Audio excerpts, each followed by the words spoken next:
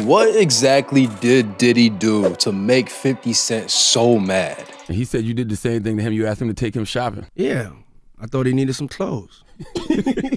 Diddy's going through one of the darkest chapters in his career. Not only is his business empire crumbling under his feet, but he's facing multi-million-dollar lawsuits and raids by the federal government. Diddy's literally under federal investigation, but somehow 50 Cent is still his biggest op. Every time some bad news about Diddy hits the internet, 50 is right there supplying commentary. He's even producing a documentary on Diddy that he sold to Netflix after a massive bidding war. But why exactly does 50 hate Diddy so much? Is it because Diddy refused to sign him years ago? Or is it because their spots as some of the biggest moguls in hip-hop have made them super competitive with each other? Or is it really something much more personal, like the claims that both 50 Cent and Diddy have been with the same woman? We're not only gonna dig into the origins of 50 and Diddy's feud, but look at the criticism that 50 might not be the best messenger to take down Diddy, especially because he has skeletons in his own closet. Let's start from the beginning. How did 50 and Diddy cross paths in the first place? What is a sucker, man? Back in the 90s, Diddy shot to fame as the founder of Bad Boy Records. His marquee artist was the notorious B.I.G., who became a dominant presence on the charts and one of the most popular rappers of his era. But when Biggie was murdered in 1997, Diddy had to regroup and come up with a new direction forward. The same year that Biggie was killed, Diddy put out his debut solo album, No Way Out. The album was a Grammy Award-winning smash hit with blockbuster sales and the first rap single ever to top the Billboard charts. From that point on, Diddy went from being a label exec to one of music's superstars. At the very same time, Curtis Jackson, or who we know as 50 Cent, was trying to transition from selling drugs to making music. After grinding for years in the underground scene, 50 finally made his mark with his breakout single, How to Rob. And in that very same song, he publicly mentioned Puff Daddy for the very first time. The concept for How to Rob is all about 50 talking about robbing every prominent industry figure, rapper, or R&B artist in the game. But what made it even more wild is that he mentioned these artists by name. Jay-Z, Will Smith, DMX, Whitney Houston, and Missy Elliott were just some of the people he name-checked in How to Rob. But the very first people he mentioned in the recording were Puff Daddy and his longtime partner, Kim Porter.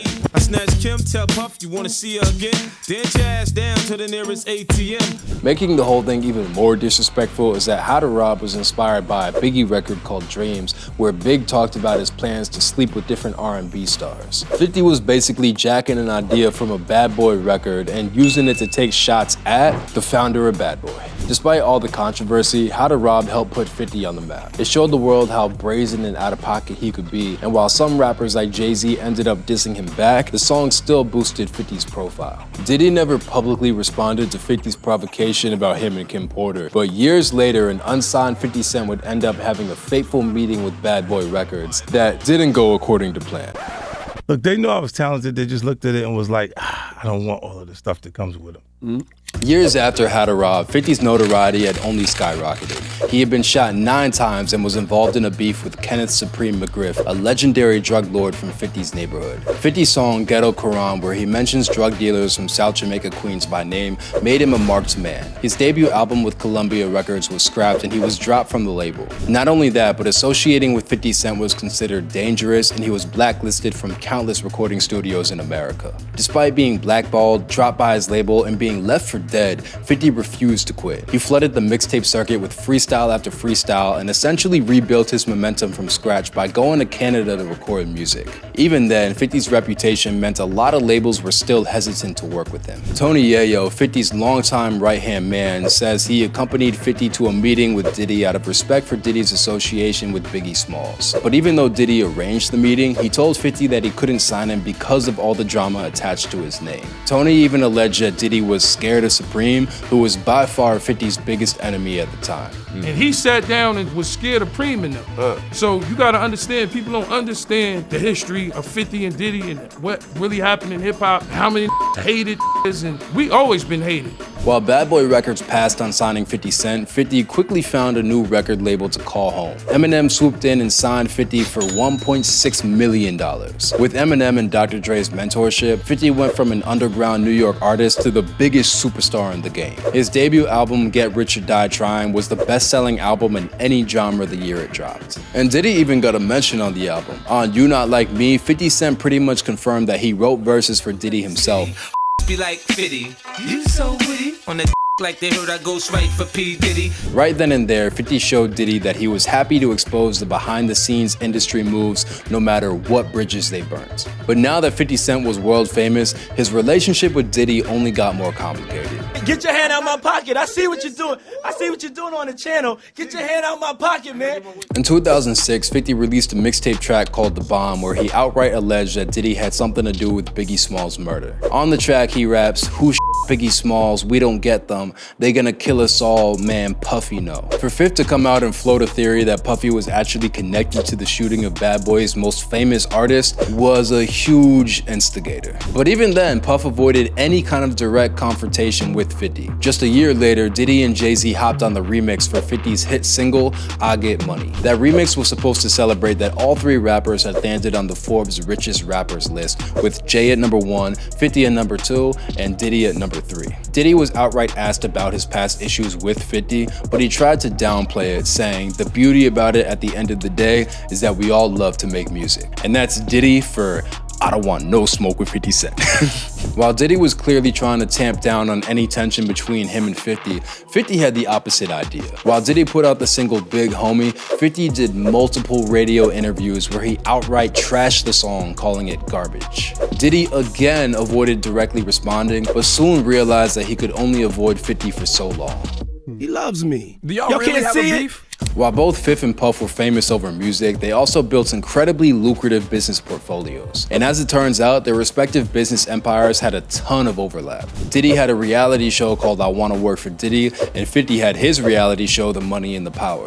Diddy, of course, had his record label Bad Boy, and 50 had his label G-Unit Records. But in 2015, everything blew over with 50 and Diddy's competing vodka brands. Diddy had become the high-profile brand ambassador for Ciroc Vodka, and his partnership with the brand made sales go through the roof. 50, on the other hand, had a partnership with a rival brand called Effin' Vodka with a much smaller sales footprint than Ciroc. 50 immediately started mocking Puff in his partnership with Ciroc, posting meme after meme targeting Diddy and dragging Ciroc as being inferior to Effin'. 50 even claimed that Diddy tried to reach out and squash the beef privately, only to double down by saying, "I don't respect suckers." In response, French Montana, who is signed to Diddy's label Bad Boy Records, took up for this home team by posting a video of him throwing bottles of Effin' Vodka in the trash. The whole back and forth was even labeled the Vodka Wars by the media, and while it sounded petty at first, things only got more heated from there. By 2018, 50 Cent was promoting his new movie, Den of Thieves, by dunking on Diddy. 50 went viral for making fun of Diddy on The Breakfast Club, where in the interview, he mocked an awkward interaction between Diddy and Fabulous on Drink Champs,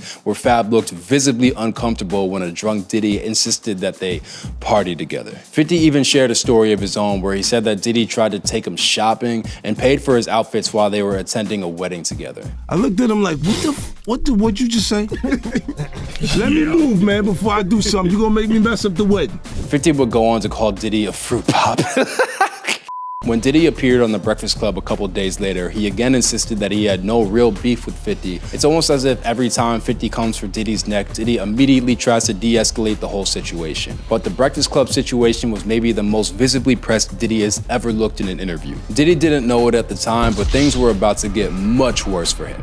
All right, we have more breaking news. Music mogul Sean Diddy Combs is accused of rape. A lawsuit by R&B singer Cassie claims that she was in a years-long relationship with Combs that also involved beatings.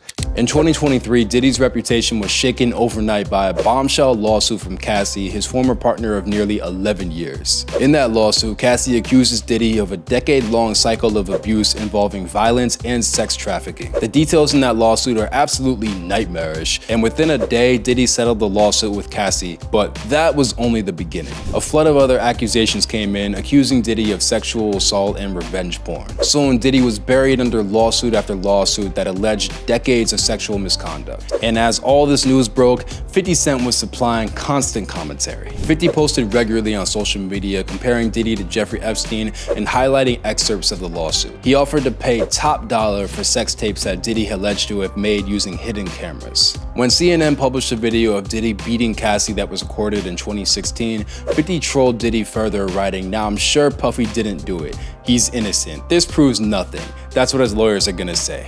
God help us all. As the accusations continued to pile up, 50 took the opportunity to promote a docu-series where he would investigate Diddy's crimes. After months of teasing the project, 50 announced that his upcoming documentary series, Diddy Do It, was sold to Netflix after a huge bidding war. For years, 50 Cent has been trolling and dissing Diddy by himself, but now he has the backing of one of the biggest streaming giants in Hollywood. Still, 50's involvement in the documentary has sparked a ton of criticism. Some activists and journalists have claimed that while 50 has been consistent about attacking Diddy, he didn't seem too concerned about Diddy's actual alleged victims. But what made things even more complicated is the revelation that 50 had a very complicated relationship with a woman who is reputed to be in Diddy's inner circle. In a lawsuit filed by Lil Rod, a music producer who worked with Diddy on his latest album, 50's ex-girlfriend and baby mother Daphne Joy was accused of being Diddy's on-retainer sex worker. 50 responded to the news by mocking Daphne, the mother of his own son, by saying, "I didn't know you was a sex worker, you little sex worker, LOL." Daphne Joy denied the claims, while 50 insisted that he and Puff fight over business and not women.